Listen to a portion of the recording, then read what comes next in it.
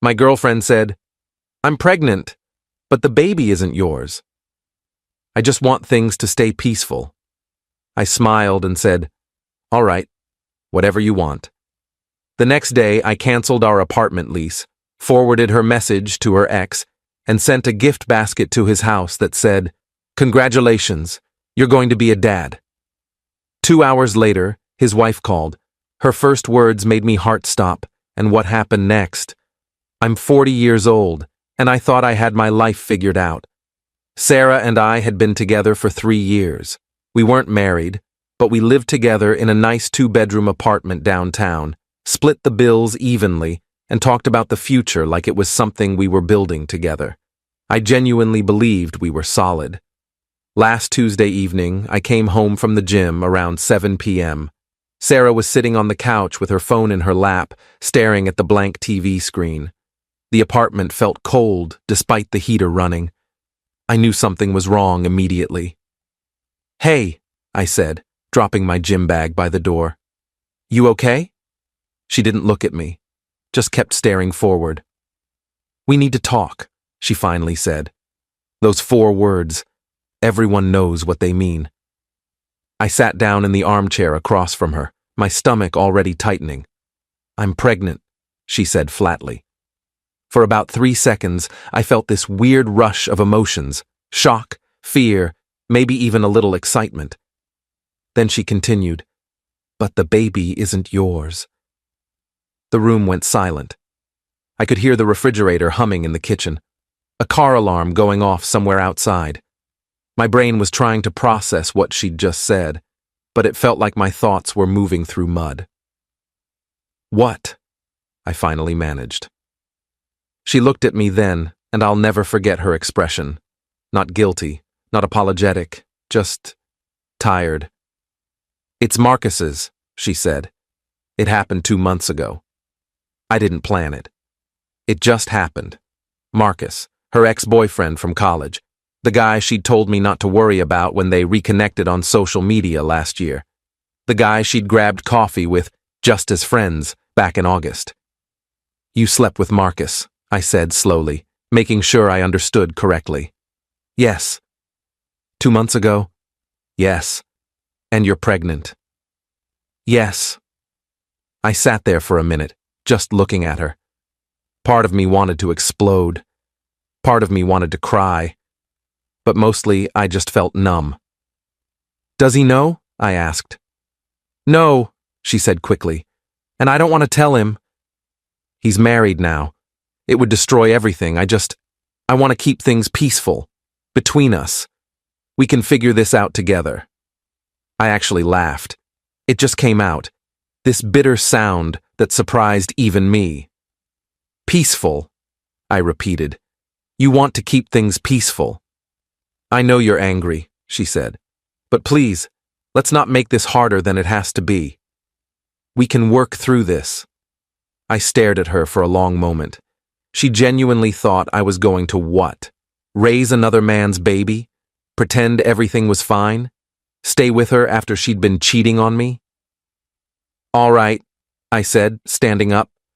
"Whatever you want." She looked relieved. Actually relieved. I went to the bedroom, closed the door, and sat on the edge of the bed. My hands were shaking. I pulled out my phone and started making a list of everything I needed to do. I wasn't going to yell. I wasn't going to break things. I was just going to disappear from her life so completely she'd wonder if I'd ever existed. That night, I slept on the couch. Sarah tried to talk to me once, but I told her I needed space to process. She went to bed around 10 p.m.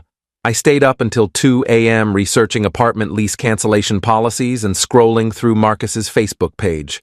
Marcus Chen, 39 years old, married to a woman named Jennifer for 6 years. No kids.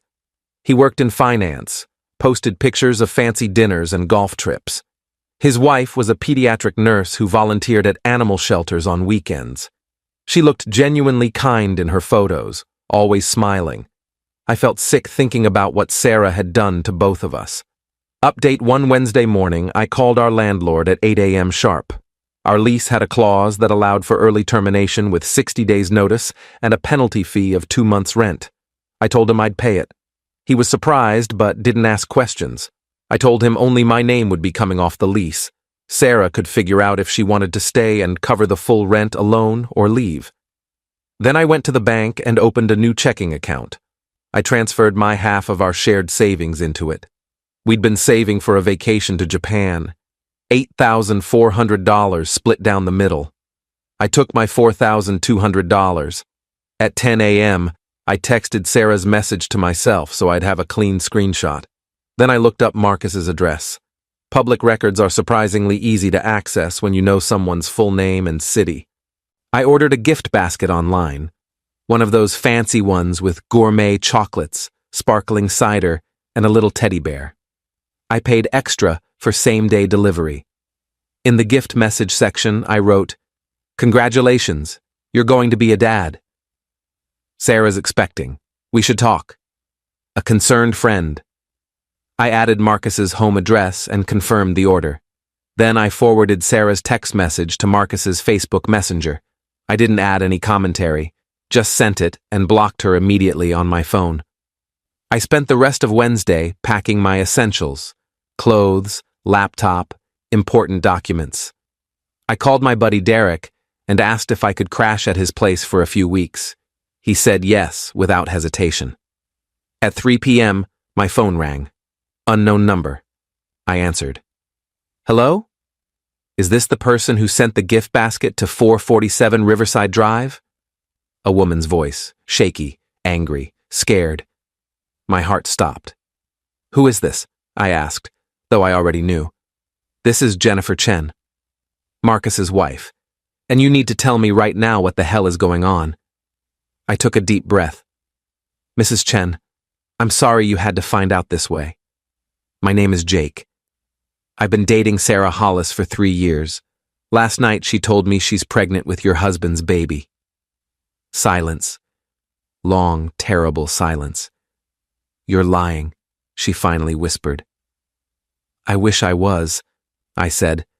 "I can forward you the text message she sent me. I can give you her number. I can tell you that she said it happened 2 months ago, around August, and that she didn't want to tell Marcus because he's married and it would destroy everything." I heard her breathing, fast and shallow. "I need proof," she said. I sent her the screenshot. Then I sent her Sarah's phone number and our address. "I'm sorry," I said again. "I thought you deserved to know." She hung up. I sat there for a minute, staring at my phone. Then I got back to packing. Update 2. By Thursday morning, everything had exploded. Sarah called me 47 times starting at 11 p.m. Wednesday night. I didn't answer any of them. She left voicemails, crying, screaming, begging me to pick up. I deleted them without listening past the first few seconds. Derek's apartment was small but comfortable. He worked from home as a software contractor, so he was there when I showed up Wednesday night with 2 suitcases and a box of belongings. "You look like hell," he said, letting me in. "I feel worse than I look." He didn't pry, just showed me the guest room and offered me a beer. Good friend. Thursday afternoon, Sarah showed up at Derek's building. I have no idea how she found me. Maybe she called mutual friends. She buzzed the intercom. "Jake, please. We need to talk. You can't just do this." Derek looked at me. I shook my head. "He's not interested," Derek said into the intercom. "Leave or I'm calling the cops." She buzzed twice more, then left. Around 4 p.m., I got a Facebook message request from Jennifer Chen. I accepted it. I confronted Marcus, she wrote. He admitted everything. He said it was one time, a mistake, that he was drunk. I don't believe him.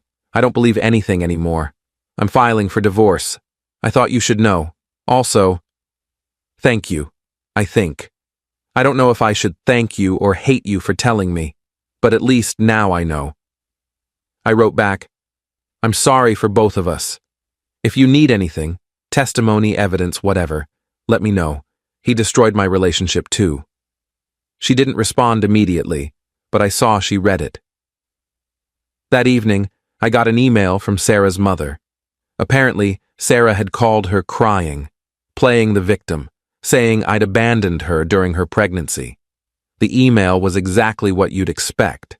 How dare you leave my daughter when she needs you most? You're a coward. She made one mistake and you threw away 3 years like it meant nothing. I replied with the screenshot of Sarah's text. Just that. Nothing else. She didn't email back. Update 3 Friday. I took a personal day from work. I needed to find a new apartment and couldn't handle the office gossip. One of our mutual friends, Qley, had already texted me asking what happened. Word travels fast. I spent the morning looking at studio apartments within my budget.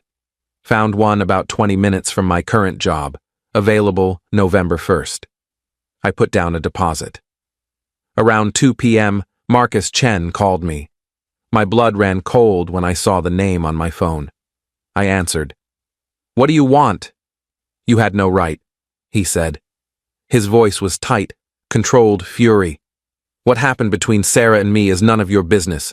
You destroyed my marriage." I actually laughed. "I destroyed your marriage?" "You slept with my girlfriend. You did this. It was one time, one mistake. Jennifer would never have known if you hadn't stuck your nose where it doesn't belong. So your plan was to just let your kid grow up never knowing you exist? Let me raise your child thinking it's mine? Sarah said she wasn't going to tell anyone. Sarah's a liar, Marcus. Or did you forget that part? She was lying to me the whole time she was with you." He was quiet for a moment. Then, "Jennifer's taking everything. The house, the savings. She's out for blood." "Good," I said. "She deserves better than you." "You're a piece of shit." "Right back at you." He hung up.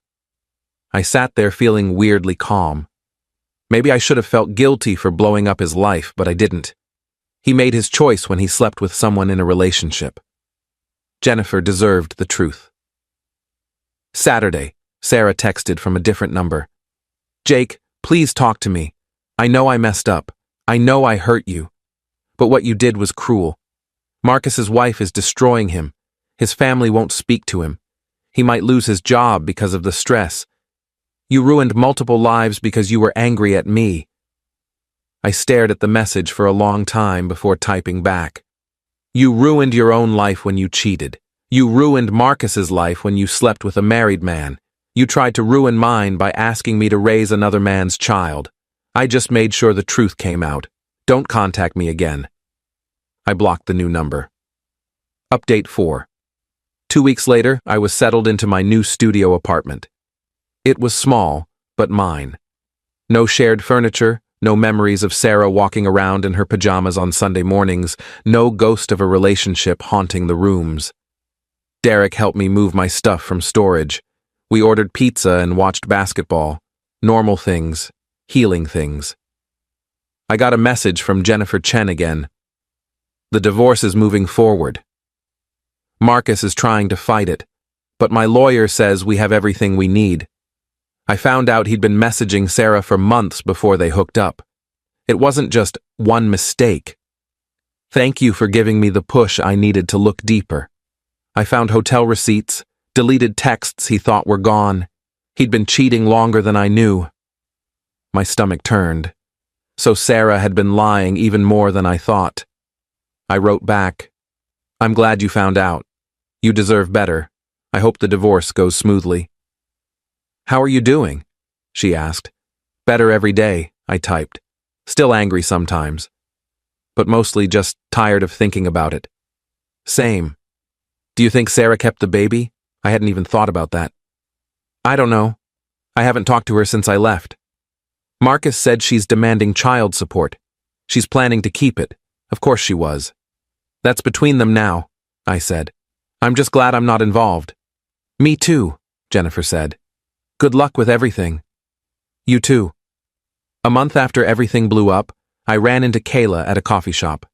She looked uncomfortable when she saw me. "Hey," she said carefully. "How are you?" "Fine. You?" "Good. Listen, I heard Sarah's version of things. I just want you to know I don't believe her." I sipped my coffee. What did she say? That you overreacted to one mistake, that you were emotionally abusive and controlling, that you sabotaged her life because you couldn't handle not being in control. I shook my head. Of course she did. I know you, Jake. I know that's bullshit. She cheated. She got pregnant. You left. That's not abuse. That's self-respect. Thanks, I said quietly. That actually means a lot. She's telling people Marcus forced himself on her now, changed her story completely. I went cold. What? Yeah. She's claiming she didn't cheat, that she was assaulted. But the texts she sent him afterward don't match that story.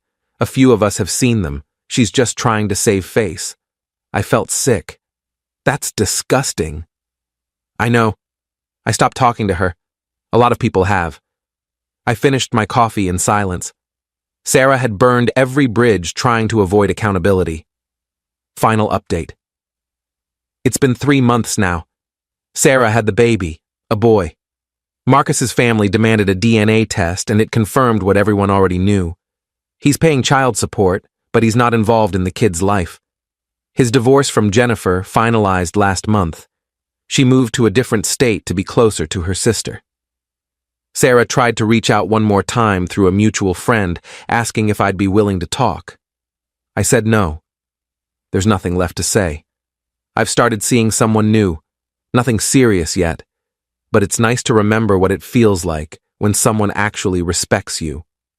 Her name's Amy. She teaches high school English. We met at a bookstore, both reaching for the same novel. Cliché, but true. My new apartment feels like home now. I painted the walls, got some plants, adopted a cat named Soup. Life is quiet, simple, mine. Sometimes I think about Sarah and Marcus and wonder if they ever talk, if they regret what they did. Then I remember it doesn't matter. Their choices led them exactly where they are. Mine led me here. I'm not bitter anymore. I'm just free. Edit 1. A few people asked why I sent the gift basket instead of just telling Jennifer directly.